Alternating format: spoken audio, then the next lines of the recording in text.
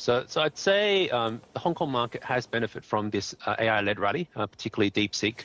And we've turned a little bit more cautious on the Hong Kong market, particularly with relative to A-share, just because valuation is no longer cheap. And I'd say the recent market reaction is a potential function of investors taking profit from a market that's done really well. So if I look at, say, HSCI, that's actually trading 2 standard deviations above historical average.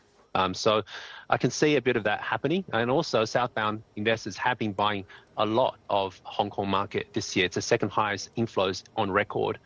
That said, if I look at the holdings of onshore mutual funds of Hong Kong listed names, that's also close to historical high, close to 2021 levels.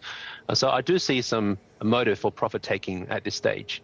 And right now we do think A-share is a better place to be. And we do think AI-led or the AI-related names, there's still a lot more to go with these names. Historically, if you look at AI or technology-led rallies, that's typically last for more than a year. We've only really had 2 months in China. But again, I think the better value is on the A-share rather than in Hong Kong. Okay, so A's are better value for now, but sometimes things are cheap for a reason unless there's a catalyst, right? How much of a catalyst could AI be for the A-share market, which tends to be a lot more sort of domestic money and retail dominated, yes? Correct. Yeah, so if you look at domestic mutual fund issuance, that's been pretty slow in recent times. Active fund managers actually been shedding or seeing redemptions. It's a passive guys that's been seeing inflows. But overall, it's not a great sort of raising environment for the A-share. Now, historically, A-share is typically more associated with the macroeconomy. So to the extent the macroeconomy starts to improve, the A-share typically outperforms the Hong Kong market.